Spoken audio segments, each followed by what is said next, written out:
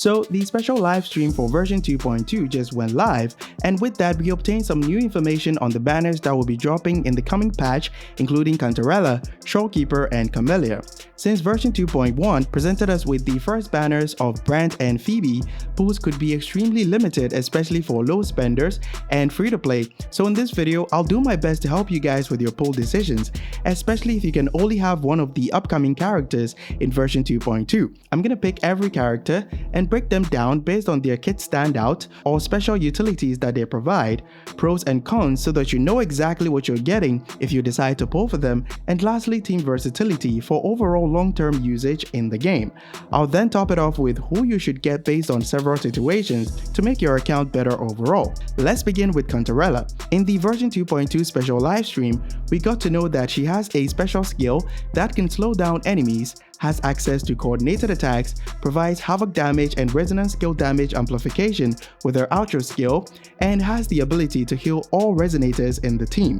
It's a bit early to determine the actual in-game practicality of how slowing down enemies can be useful for Cantarella, because the devs did mention that once the enemy takes damage, it will remove the effect immediately, but it can be a useful tool to reduce enemy aggression, especially when playing holograms. Her access to coordinated attacks and the ability to provide resonance skill damage amplification is a game changer for those who have Jinxie on their account. Jinxie has been known to steal other coordinated attack resonators in the game like Zheji and Yinlin for her team compositions, but Zheji has a perfect synergy with Carlotta and Yinlin with Zhangli Yao or Camouflage if you have them on your account. So the choice of DPS characters that you want to use either in Wiwa or the Tower of Adversity can be limited if you want to use Jinxie with Zheji or Yinlin, but this can easily be fixed if you're okay with a double DPS playstyle that may involve quick swaps. However, the introduction of Cantarella on the character roster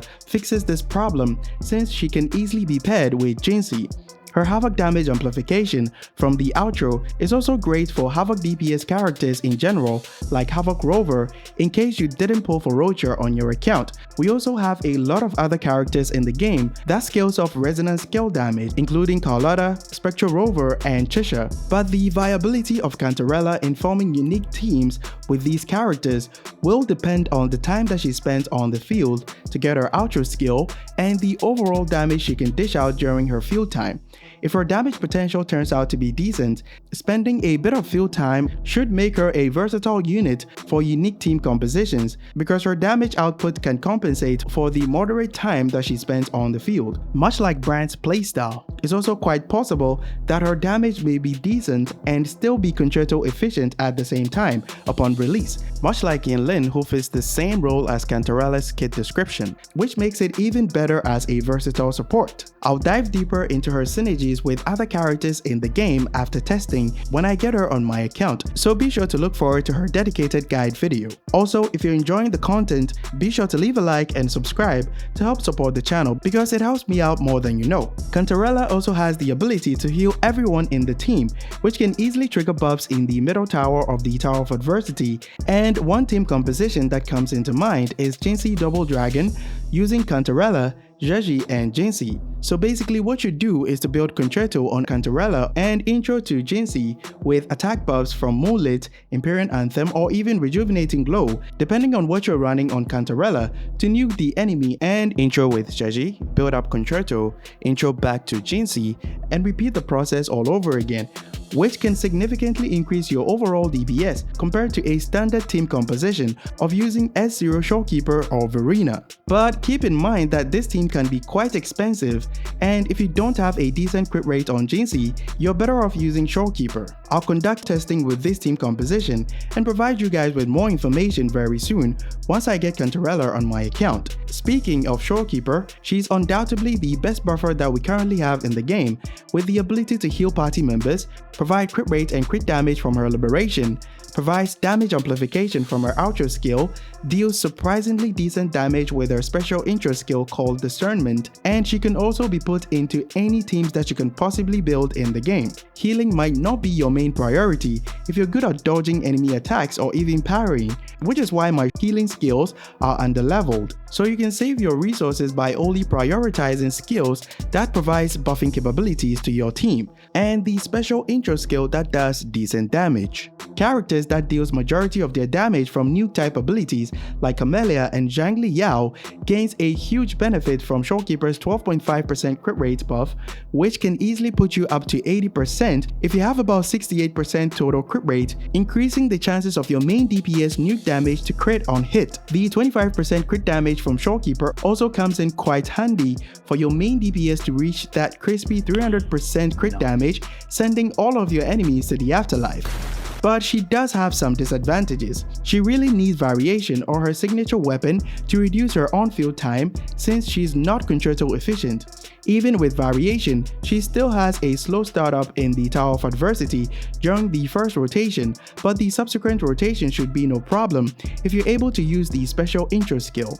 Another issue that you might encounter is that high-speed moving targets can easily leave her liberation's area of effect, so you'll probably restart more often when up against enemies like Tempest Mephis or Thundering Mephis. Her S2 is undoubtedly one of the best sequences in the game, and I've been asked many times in the comment section by you guys if it's okay for you to get it, but I'll clarify that at the who to prioritize section of this video based on several situations. Lastly, we have Camellya, the Havoc damage queen of Withering Waves. She provides exceptional area of effect with her Ephemeral Forte skill and Blossom Mode spin, making her one of the must-have units for Whimpering Waste since that endgame is mostly focused on mob-type enemies. Camellya also scales off basic attack damage, so she works insanely well with Sanhua due to her outro skill that amplifies basic attack damage, and the best part is that Sanhua is a free character, so you don't need to worry about team building if you plan on pulling for Camellya. She's also free to play friendly because she has access to Emerald of Genesis, and she can easily make full use of the passive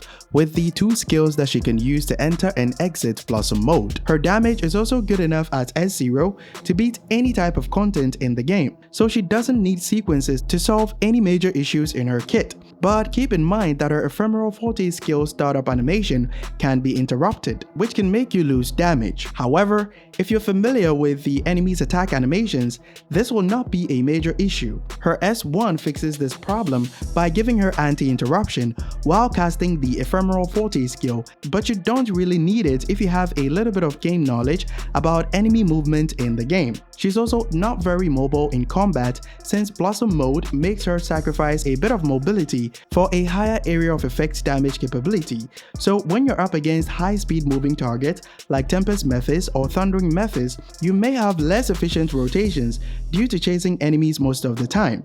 With the kit standouts and pros and cons out of the way, let's finally address the issue of who to prioritize based on several situations. If you don't have Shorekeeper on your account, make it your top priority because based on the buffs that she provides to your team building, it will take a while before we get another character that can power creep her buffing capabilities. If you already have Shorekeeper and you're not sure about her S2, I got you covered. If you have a habit of always pulling for S0 characters in addition to at least one copy of their signature weapon, I don't recommend getting Shorekeeper's S2 because you can do more than enough damage to clear any type of content in the game. But if you're the kind of player that uses free-to-play weapons like the Static Mist, Emerald of Genesis, and occasional signature weapon pulls, feel free to invest in S2 Shorekeeper to help you clear content a little bit faster, especially if the buffs provided in endgame does not really synergize with the main DPS character that you have available. If you've also saved up enough corals, you can use it to buy her S2 at the shop.